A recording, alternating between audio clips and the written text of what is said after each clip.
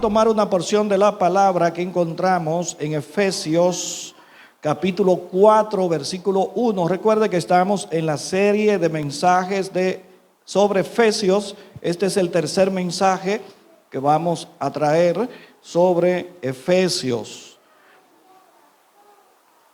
Efesios capítulo 4, versículo 1, aunque estaremos hablando del 1 al 16, voy a leer el 1 porque el versículo 1 condensa todo lo que se va a decir más adelante. Así que Efesios capítulo 4, versículo 1, leemos la palabra en el nombre de Jesús. Yo pues, preso en el Señor, os ruego que andéis como es digno de la vocación con que fuisteis llamados. Oramos. Amado Dios, Padre eterno, glorificamos, bendecimos, exaltamos tu grande y poderoso nombre, oh amado Rey soberano.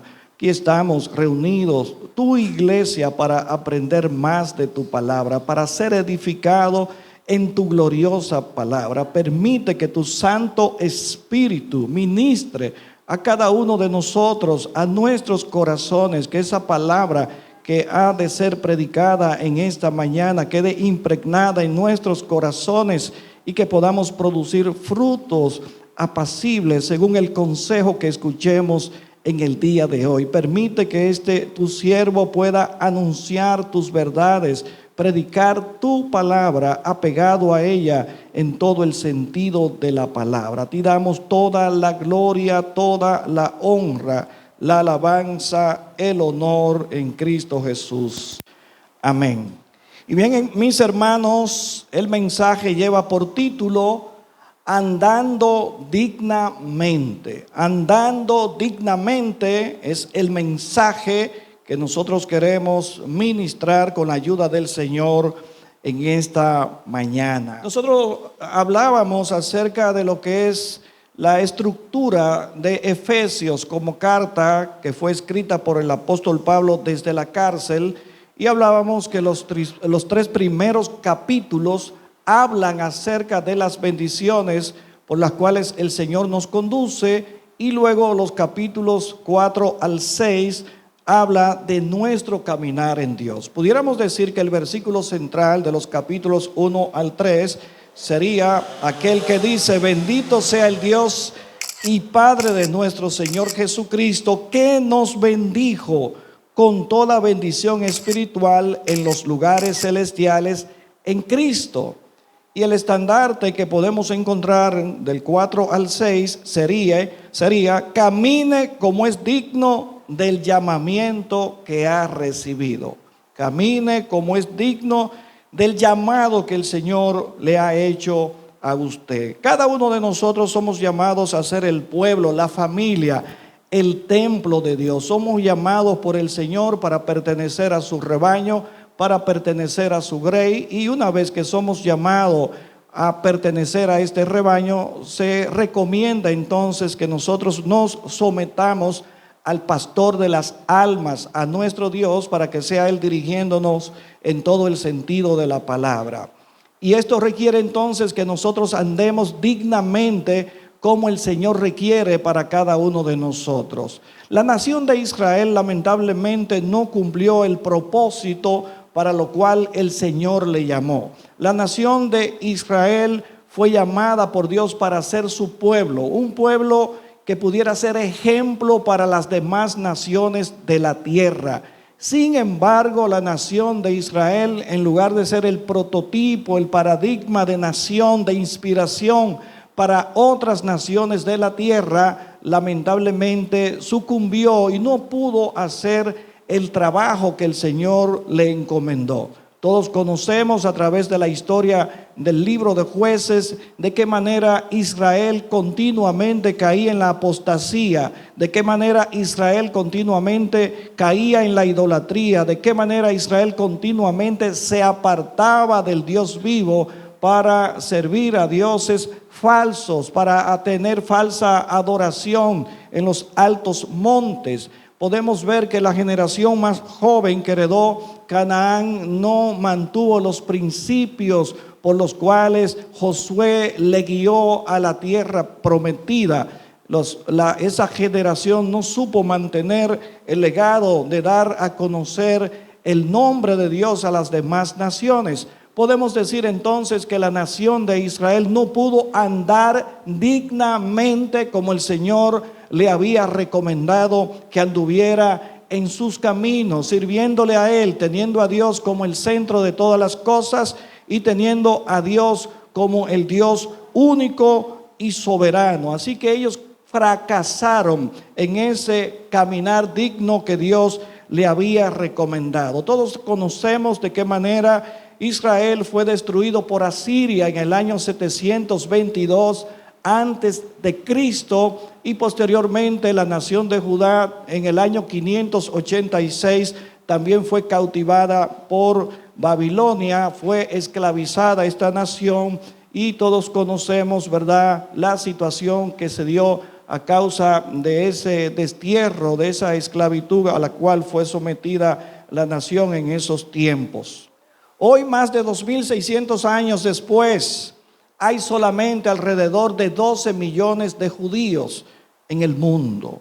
Una población muy mínima comparando con la población mundial, que es de 8,000 millones de personas y que sigue creciendo. Fíjense ustedes cómo Dios llama a un pueblo que solamente en el día de hoy, y ahí podemos ver que este pueblo no pudo cumplir con el propósito de ser el prototipo de nación que inspirara a las demás naciones de la tierra. Solamente 12 millones de judíos en el día de hoy, de 8,000 millones de personas que somos todos en el mundo. Eso le da a usted una referencia de que realmente esta nación no cumplió el propósito para lo cual fue enviada. Sin embargo, Dios, viendo que este pueblo no se incorporó para hacer el trabajo y que había fracasado como esa nación punta de lanza para las demás naciones, entonces Dios escogió a la iglesia para que sea la iglesia la evangelizadora del mundo entero. Por eso el Señor dio una orden a la iglesia de ir por todo el mundo y predicar el evangelio a toda criatura. Lo que Israel como nación no pudo hacer, entonces le ha tocado el turno a la iglesia de hacerlo para anunciar las virtudes de aquel que nos llamó a su luz admirable. La iglesia ahora es la voz de Dios en la tierra. La iglesia es la representación de Dios en la tierra. La iglesia es la llamada a anunciar las verdades eternas del evangelio, y ese propósito nosotros debemos cumplirlo a cabalidad, porque si ya tenemos el ejemplo de una nación que fue enviada y fracasó en el intento, nosotros no podemos fracasar como iglesia, sino que debemos levantar siempre en alto el nombre de nuestro Dios. Así que se recomienda entonces que como iglesia nosotros no repitamos los mismos errores que cometió la nación de Israel, de irse tras los ídolos, de pervertirse, de ser una nación fría, indolente. Nosotros como iglesia debemos estar conectados en el fuego de Dios. Como iglesia nosotros estamos llamados a llevar el mensaje de la gracia, el mensaje de Dios a favor de todas las latitudes de la tierra. Estamos llamados a llevar este mensaje. Por eso el apóstol Pablo, que estaba prisionero, encomienda a la iglesia a ser partícipe de esta gran obra de llevar el mensaje del evangelio, pero para eso se requería que la iglesia anduviera dignamente. Por eso vemos en los versículos 1 y 2 cómo el apóstol Pablo se dirige a esta iglesia de Éfeso y le dice: yo pues, preso en el Señor. ¿Y por qué preso en el Señor? Porque él estaba preso no porque era un delincuente, él estaba preso no porque fuera un rufián, porque fuera un bandido, él estaba preso por predicar el mensaje del evangelio. Esa era la razón por la cual el apóstol Pablo había llegado a la cárcel. Y él dice: os ruego que andéis como es digno de la vocación con que fuisteis llamados. Os ruego, aquí hay un ruego, aquí hay una súplica, aquí hay un anhelo, aquí hay un deseo, más que una orden, es algo que sale del corazón de este hombre de Dios para que la iglesia pueda andar correctamente y ser inspiración en medio de la sociedad. Por eso el título del mensaje en el día de hoy, andando dignamente. Se requiere que nosotros como iglesia andemos dignamente, siendo inspiración, siendo testimonio correcto para los que están afuera. Y dice el versículo 2, con toda humildad y mansedumbre, soportándoos con paciencia los unos a los otros en amor. Aquí vemos esta exhortación en estos dos primeros versículos que el apóstol Pablo le está diciendo en esta segunda parte de la estructura de Efesios acerca de cómo debe andar el pueblo dignamente. Yo quiero que veamos algunos puntos relacionados a este pasaje que nosotros estudiamos en esta mañana. Número 1, nosotros debemos andar con toda humildad. Andar dignamente es andar en humildad. No se puede andar en dignidad, no se puede andar dignamente representando al Señor con soberbia, con orgullo, sino que debemos ser representantes del Señor con toda humildad. Con la humildad que caracterizó a nuestro Señor y Salvador Jesucristo. La humildad es una de las características más importantes del amor. Sepa que el amor tiene muchas características. No se puede concebir un amor orgulloso. Bueno, a veces podemos decir que yo siento tanto orgullo por mi familia o tanto orgullo por mis hijos. Esa es una manera de decir algo sano, ¿verdad? Pero cuando nosotros manifestamos amor, ese amor debe salir del centro de nuestro corazón como una expresión de humildad hacia las personas que nosotros prodigamos ese amor. El apóstol Pablo mismo dijo a los corintios en una ocasión, 1 Corintios 13, versículo 4, que el amor no es jactancioso. O sea, el amor no se envanece, el amor no es orgulloso. El amor no puede ser orgulloso porque entonces negaría la esencia de lo que es. Hay cosas que no pueden ser así. Por ejemplo, Dios no puede ser orgulloso porque negaría la esencia de lo que es Dios. Asimismo, el amor, que es lo que permanece para siempre, porque la fe y la esperanza un día van a dejar de existir. Una vez que nosotros ya estemos en el reino de los cielos, solamente ahí vamos a tener el amor presente eternamente, porque ya no necesitamos fe para creer, porque estamos viendo todo tal y como es. No necesitamos esperanza, no tenemos que esperar nada, porque ya estamos en el cielo viendo todas aquellas cosas que aquí en la tierra esperábamos. Ahora bien, la esencia que se mueve en el universo, la esencia que se mueve en el cielo es el amor. Por eso debemos cultivar el amor. Y una de las características del amor es la humildad.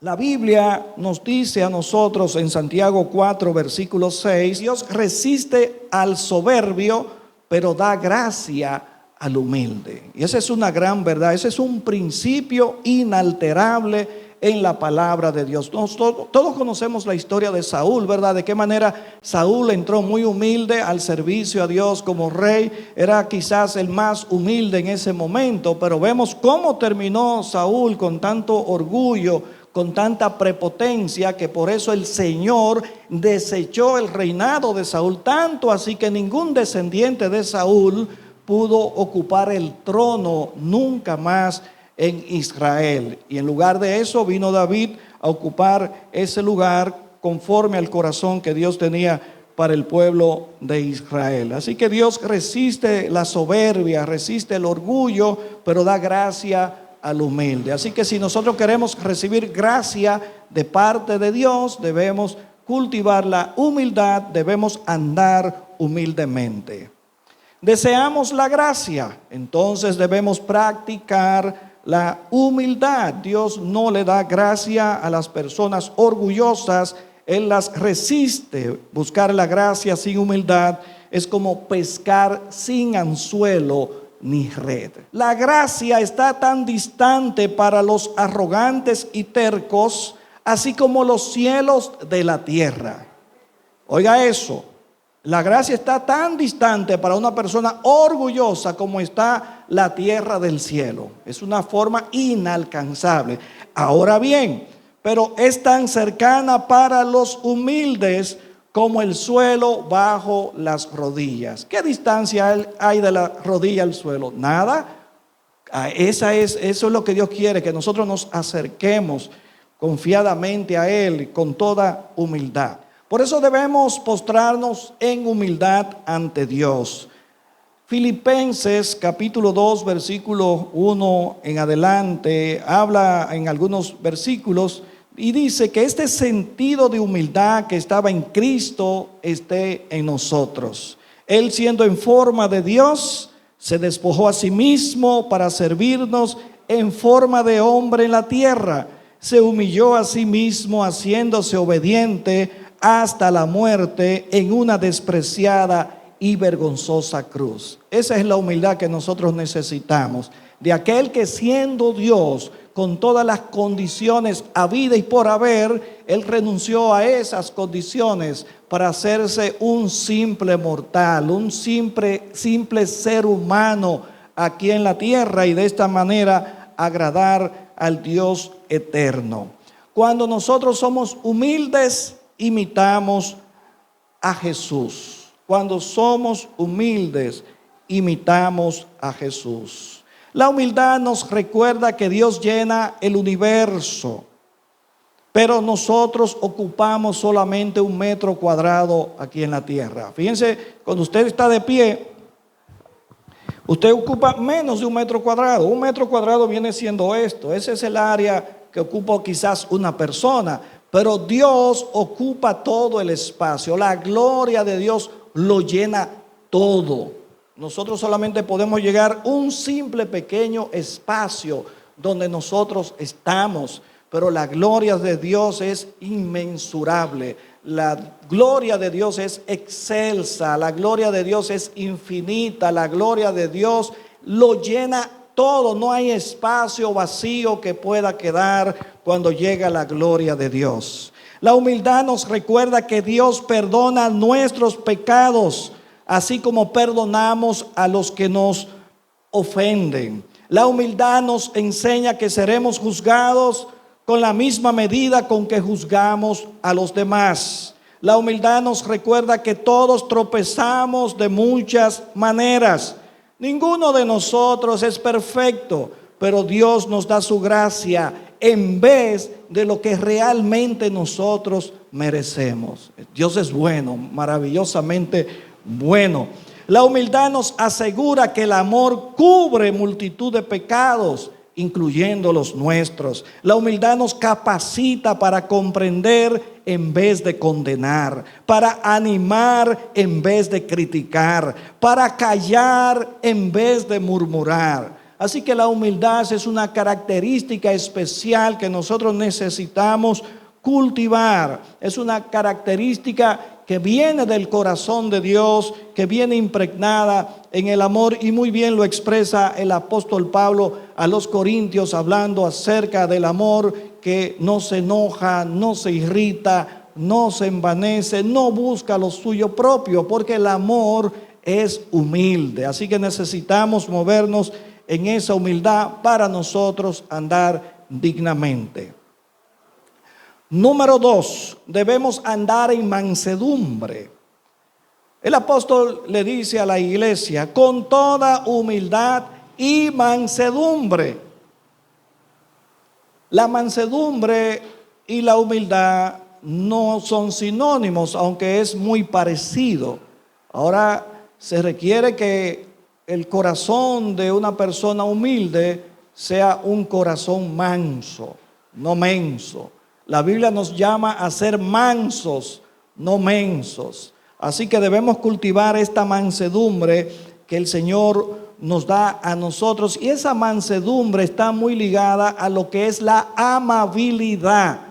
El cristiano es una persona amable, es una característica especial que nosotros debemos tener para poder congregarnos en la iglesia y para nosotros poder también intercambiar con las personas de afuera. Se requiere que el cristiano se muestre amable para con los de afuera en todo momento y no una persona orgullosa. Así que la amabilidad preserva las relaciones. Cuando surgen los conflictos y se enardecen las emociones, una palabra suave, una palabra con calma, entonces aquieta la euforia, aquieta el furor que se pueda desencadenar en algún momento. Proverbios capítulo 15, versículo 1, cita de esta manera: la blanda respuesta quita la ira, mas la palabra áspera hace subir el furor. No sé si usted ha estado quizás en medio de una discusión donde algunas personas estén discutiendo de manera muy acalorada y quizás usted venga y traiga una palabra suave a esas personas en ese momento y usted ve cómo la tensión va menguando, la tensión va bajando. O no sé si le ha pasado a usted de manera personal que quizás usted ha visto que alguien se ha levantado en contra suya con palabras hirientes, palabras ofensivas, y usted viene entonces y le da una palabra suave, una palabra tranquilizante a esa persona que está enardecida, y usted ve entonces cómo esa persona se empieza a bajar de su ánimo y del furor que tiene en ese momento. Así que es de sabios, es de inteligente nosotros usar palabras suaves para aquietar la ira en momentos determinados. Eso solamente lo puede lograr una persona que practique la mansedumbre. Debemos tener mansedumbre en todo momento. Así como Pablo aconsejaba a Timoteo y le decía que el siervo del Señor no debe ser contencioso, sino amable para con todos, apto para enseñar, sufrido. Oiga esa palabra, sufrido.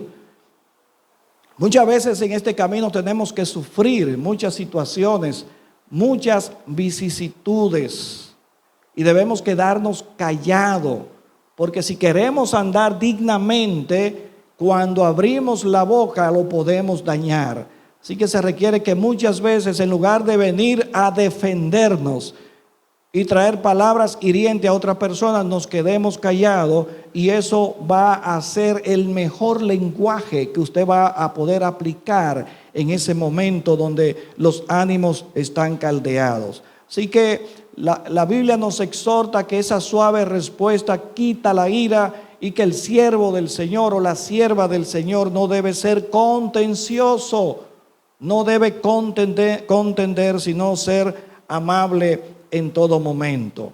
Nosotros debemos entender que Jesucristo en todo tiempo fue amable, fue cortés.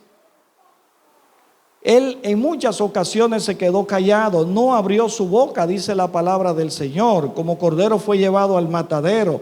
Él pudo defenderse, él tenía razón para poder presentar un argumento en ese momento y decirle a la gente y dejarlo a ellos convencidos de que realmente él era inocente. Sin embargo, Jesús, para que se cumpliese el plan y el propósito de Dios, dice que él no abrió su boca, él no tomó represalias cuando sufría las amenazas de aquellas personas que injustamente le llevaron al matadero. Así que, amados hermanos, aún con la espalda en carne viva, nuestro Señor perdonó a aquellos que le hicieron daño. Todos sabemos aquella expresión de Jesús: Padre, perdónalos porque no saben lo que hacen, cumpliendo lo que había hablado el profeta Isaías, de que él no iba a contender, ni vocear, ni que se iba a oír su voz en las calles, ¿verdad?, de una manera incorrecta.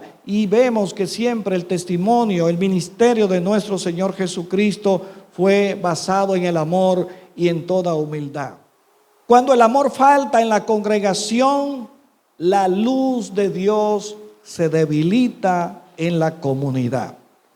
Oiga eso. Cuando el amor falta en la congregación, la luz de Dios se debilita en la comunidad. Porque si nosotros somos los representantes del Señor, que estamos llamados a salir a la comunidad, al vecindario, a llevar la paz, a ministrar la humildad, a ministrar el amor, y nosotros no tenemos ese amor para poderlo dar a la comunidad, entonces lamentablemente la luz de Dios se va a apagar y nosotros seríamos responsables de que esa luz de Dios se extinga en nuestro pueblo. ¿Cómo podemos nosotros hacer que la luz de Dios se extinga, se apague en medio de Baitoa? Cuando nosotros no tenemos amor, eso puede producir ese apagón en el corazón de toda persona que habite en una comunidad. Porque ¿qué espera una comunidad de los cristianos?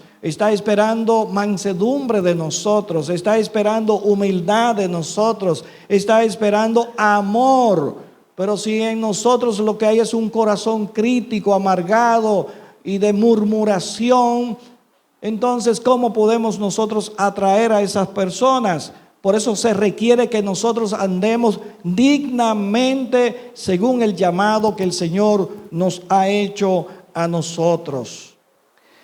El apóstol Pablo le habló a la iglesia de Filipos en una ocasión porque habían dos hermanas que estaban en desacuerdo, Evodia y Síntique, como dice Filipenses 4, 2 al 3.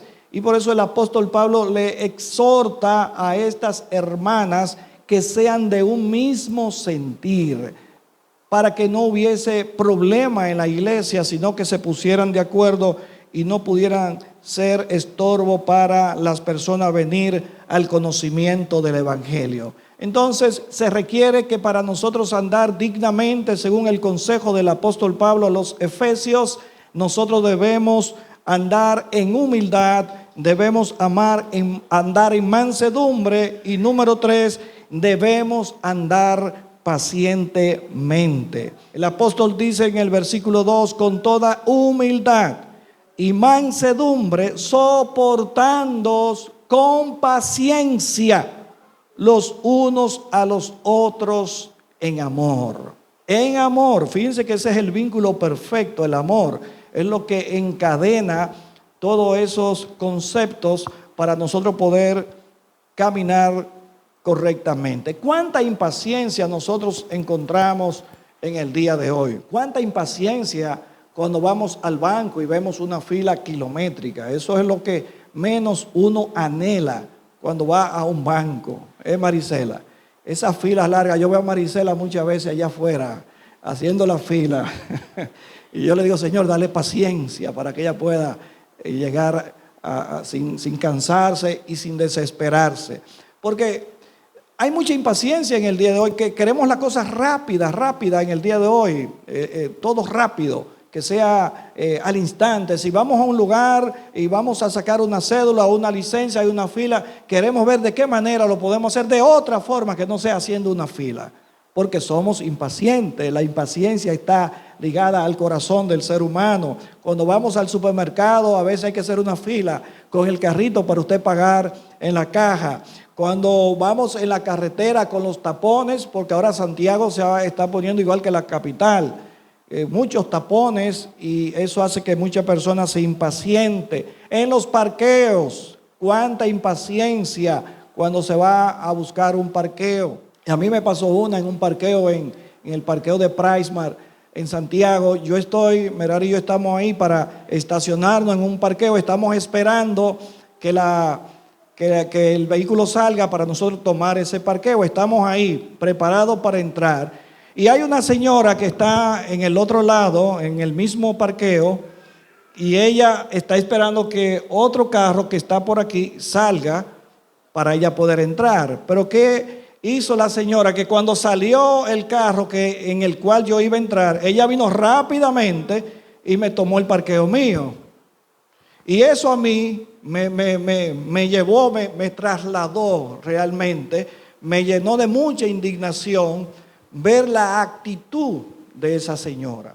Y gracias a Dios que Merari estaba ahí, que me pudo calmar, porque uno se impacienta a veces, uno tiene momentos de que se impacienta, amados hermanos, porque ve la injusticia. Realmente cuando vemos injusticia, cuando vemos personas que hacen cosas incorrectas, eso verdaderamente perturba el alma, perturba el corazón. Y yo le decía a Merari, mira, por eso es que hay muchos crímenes en los parqueos, porque esa actitud, gracias a Dios que fue con nosotros que ella lo hizo, porque si hay otra persona que no tolera eso, fácilmente saca un arma y ahí viene la tragedia, ahí viene el problema. Eso ha ocurrido mucho en los estacionamientos públicos, porque la gente no quiere esperar su tiempo, su turno.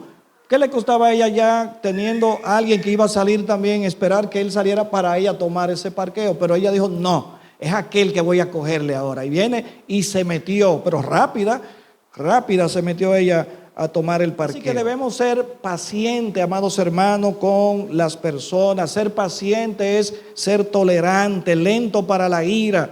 Es caminar la segunda milla cuando se hace necesario llevar la segunda milla. Debemos ser pacientes, tolerantes. Así que tratemos de no ser groseros, insensibles, egoístas, ineficientes cuando tenemos la impaciencia. Escuche esto, el amor no es como un espejo que refleja el comportamiento indeseable de otros. El amor no devuelve insulto por insulto ni mal por mal.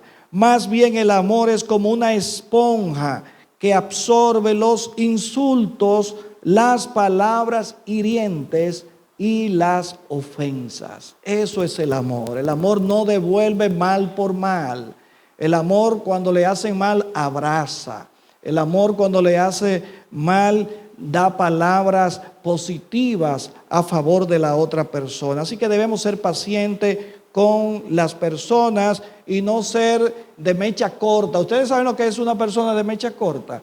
Esos tiros que tienen una mecha, las que son cortitas y usted la prende, rápidamente explota ahí mismo de una vez porque no tiene longitud para durar un tiempo, para explotar. Pero hay otros tiros que son más largas las mechas y duran un poquito más para explotar. Así que cuidémonos de no ser de esa mecha corta que explota rápidamente. Hay personas que son así, explosivas, que ni siquiera meditan y inmediatamente devuelven una palabra agresiva y no la meditan y no sopesan y no toleran a la otra persona, porque muchas veces se nos puede escapar una palabra y que quizás cause molestia a la otra persona, pero la otra persona debiera meditar también un poquito, ¿verdad? Antes de darnos la respuesta. Lo mismo que nosotros debemos meditar muy bien antes de devolver esa respuesta, no devolviendo insulto por insulto, sino devolviendo amor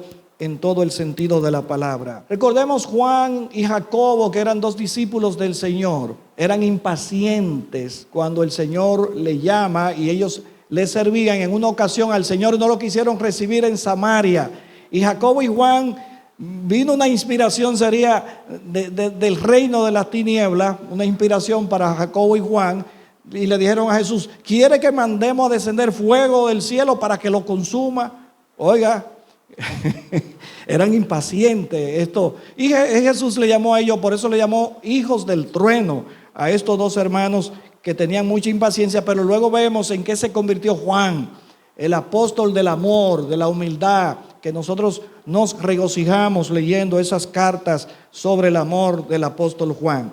La Biblia habla, el apóstol Pablo a los Colosenses dice: vestidos pues como escogidos de Dios, santos y amados, de entrañable misericordia, de benignidad, de humildad, de mansedumbre, de paciencia, soportándoos unos a otros y perdonándoos unos a otros, si alguno tuviere queja contra otro, de la misma manera que Cristo les perdonó, así también hacedlo vosotros. Y sobre todas estas cosas, vestíos de amor, que es el vínculo perfecto. Eso habla el apóstol Pablo a los colosenses. Así que estamos llamados a andar dignamente. Número 4, debemos andar en unidad si queremos andar dignamente. Versículo 3 dice: solícitos en guardar la unidad del Espíritu en el vínculo de la paz. Un cuerpo y un espíritu, como fuisteis también llamados en una misma esperanza de vuestra vocación, un Señor, una fe, un bautismo, un Dios y Padre de todos, el cual es sobre todos y por todos y en todos. Así que debemos andar en unidad.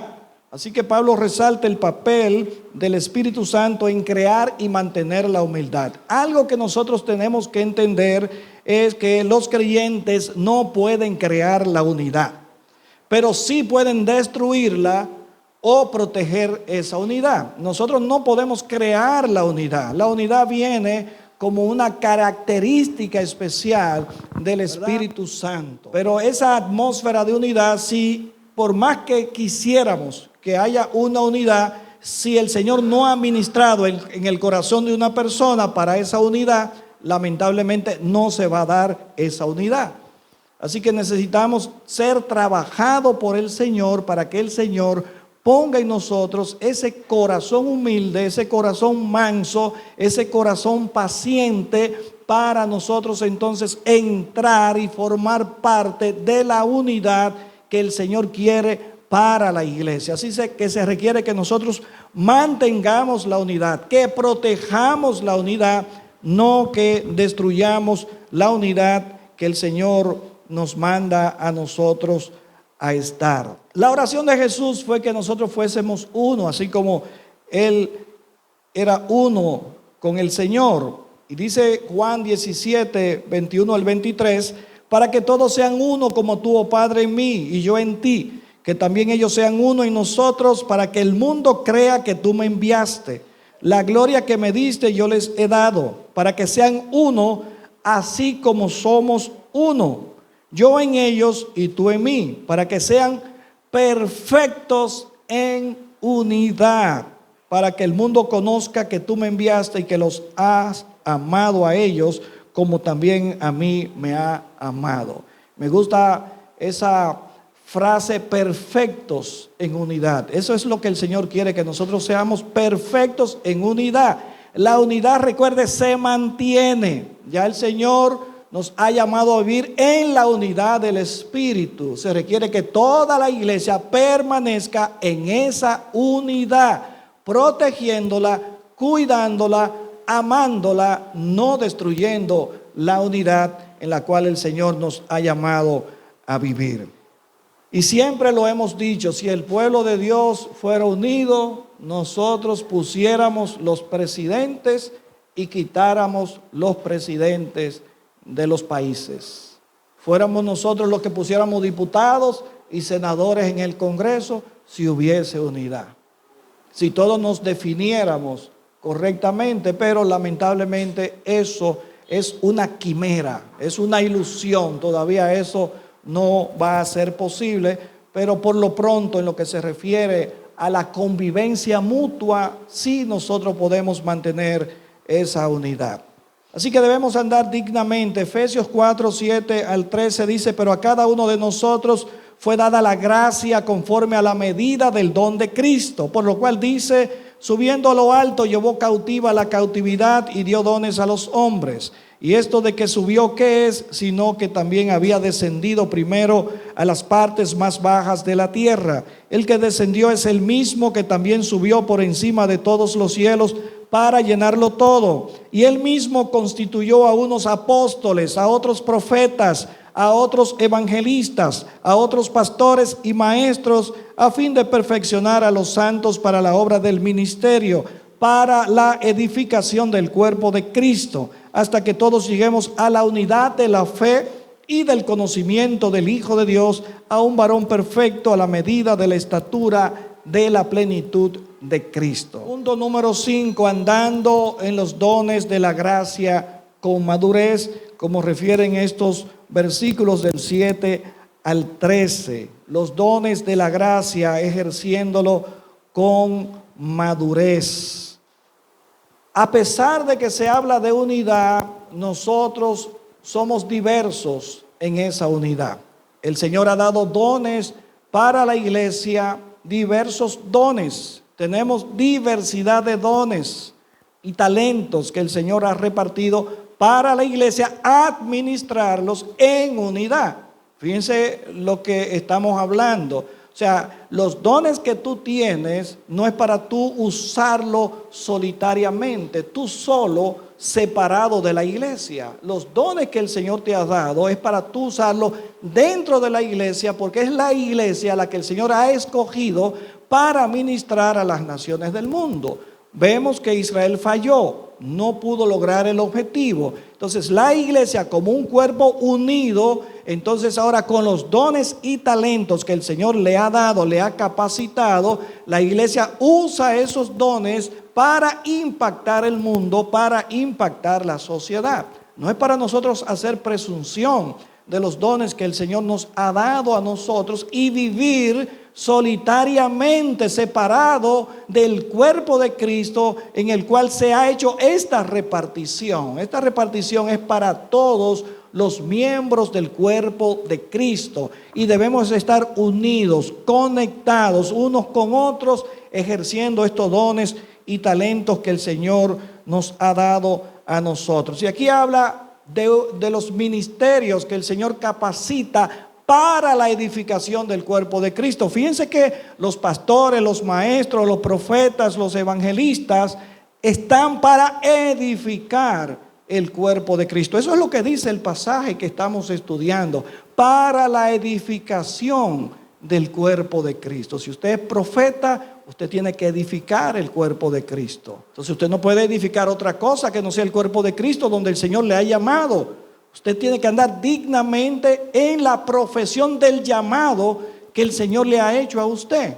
Si el Señor le llamó a usted a ser pastor, entonces ejerza el pastorado que el Señor le ha llamado a hacer. Si lo ha llamado a ser profeta, si lo ha llamado a ser evangelista, si lo ha llamado a ser maestro, si lo ha llamado a ser misionero, usted tiene que ejercer lo que el Señor le ha llamado a usted a ejercer, pero dentro de la iglesia, nunca separado de la iglesia, porque la iglesia es el cuerpo de Cristo y no puede el cuerpo de Cristo estar dividido, porque entonces eso sería fomentar la desunión en el cuerpo de Cristo, que todos sus miembros funcionados de manera concatenada van ejerciendo esa función para la edificación del cuerpo de Cristo y para impactar la sociedad en la cual nosotros vivimos. Así que estamos llamados, cada uno de nosotros, a andar dignamente como el Señor nos ha llamado a andar. Número 6, andando, hablando verdad en amor. Ya casi estamos terminando. Dice el versículo 15 al 16, sino que siguiendo la verdad en amor, crezcamos en todo aquel que es la cabeza, esto es Cristo, de quien todo el cuerpo, bien concertado, fíjenselo ahí, mírenlo ahí, bien concertado y unido entre sí por todas las coyunturas que se ayudan mutuamente. Cada uno de nosotros tenemos que ayudarnos mutuamente.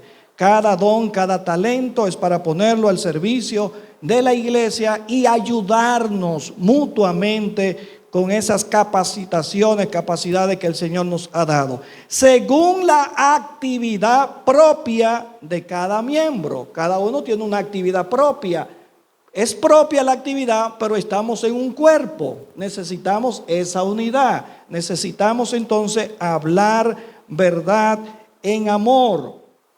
Dice la palabra de Dios que recibe su crecimiento para ir edificándose en amor. Entonces todos estos dones, para poder edificar, tiene que ser en amor. No puede un don, un talento manifestarse en rebeldía, en soberbia, sino que se manifiesta con toda humildad. Ni el amor ni la verdad deben caminar por separados. Aquí habla la Biblia siguiendo la verdad en amor. Hay muchas verdades que nosotros podemos decir, pero si esa verdad no va acompañada de amor, puede traer muchos problemas. Quizá alguien diga, no, es que yo soy muy sincero, es que yo soy muy directo, yo digo las cosas como son. Pero si usted la dice sin amor, tiene problema. Usted puede ser lo más directo, lo más sincero que usted sea, pero si le dijo una verdad directamente a una persona sin amor, entonces no está haciendo lo correcto. Somos sinceros, pero el amor debe primar en nuestros corazones. Cuando damos un consejo lo hacemos porque queremos ver el bienestar de la otra persona, no para verlo herido, no para verlo sepultado espiritualmente. Cada vez que damos un consejo, una exhortación, es basada en el amor para levantar al hermano que lamentablemente quizá está extraviado, está caído o está confundido. Pero debemos hacerlo en amor, dar esa verdad con altura, con respeto, con amor hacia esa persona, porque debemos vernos en el espejo nosotros. Si fuese yo, ¿cómo me gustaría que me digan la verdad? Me gustaría que me traten con dulzura para decirme la verdad. Me gustaría que me lo digan de una manera tan correcta que me haga meditar y me haga cambiar la manera equivocada que yo estoy llevando. Al ver el amor genuino de esa persona diciéndome a mí esa verdad, me lleva entonces a mí al arrepentimiento y a enmendar el error que pueda estar cometiendo. La verdad sin amor es fría como el hielo, tan dura como el acero y tan cortante como una espada. La verdad sin amor es tan ruidosa como címbalo que resuena, tan destructiva como un huracán y tan severa como el rostro de un fariseo. La verdad sin amor es tan vacía como una congregación muerta y tan muerta como un cadáver. Así que la verdad siempre debe caminar con el amor. Son inseparables. La verdad con el amor son inseparables. No sé si conoce unos pajaritos que se llaman así, inseparables, ¿verdad? Que se muere uno y el otro se muere de una vez, porque son inseparables. Puesto que la verdad del evangelio es absolutamente necesaria para conocer a Dios y llegar al cielo.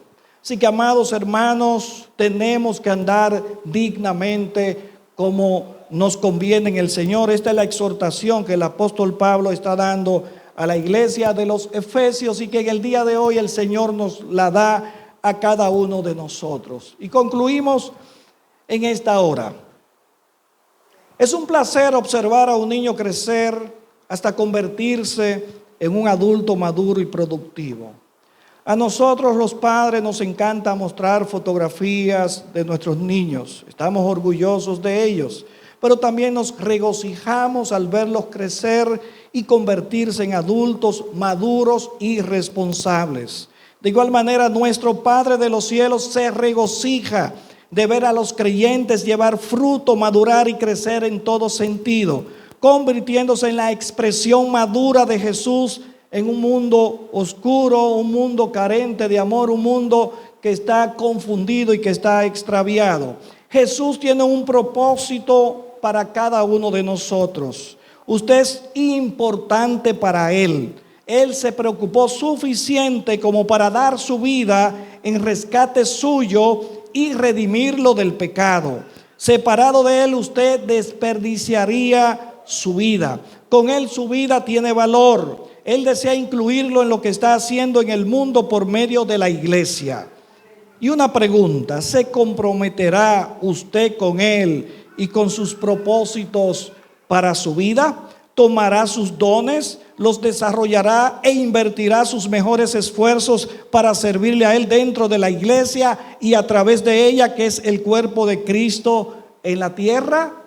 Y termino con esta última pregunta. ¿Cómo está usted andando como cristiano en su comunidad? Que Dios nos bendiga en esta hora. Padre amado, Dios eterno, a ti glorificamos, a ti bendecimos, a ti damos gloria, a ti damos honra, porque separados de ti nada somos y nada podemos hacer. Necesitamos esa conexión especial contigo. Necesitamos andar dignamente como nos conviene, como representantes tuyos, como embajadores aquí en la tierra de tu reino. Nos conviene andar dignamente para nosotros ser genuinos representantes tuyos, con toda humildad, con toda mansedumbre, con toda paciencia, con todo amor, soportándonos unos a otros, hablar la verdad en amor. Nos conviene a nosotros ser tus representantes genuinos si cumplimos estos propósitos. Pero si no lo hacemos así, amado Dios, haremos un trabajo mediocre a favor de la evangelización del mundo. Ayúdanos, Señor, oh Dios, a nosotros a andar en toda humildad, a andar dignamente como nos conviene como cristianos en medio de esta sociedad. Sigue ayudándonos a cada uno de nosotros, esas áreas débiles, las cuales nosotros debemos reforzar. Ayúdanos, Padre eterno, a reconocer nuestros errores, a enmendarlo, a buscar la manera de servir a la comunidad por medio de estas actitudes correctas que tú nos encomiendas a través de este mensaje. A ti damos la gloria, a ti damos la honra, la alabanza, el honor y toda exaltación. Amén.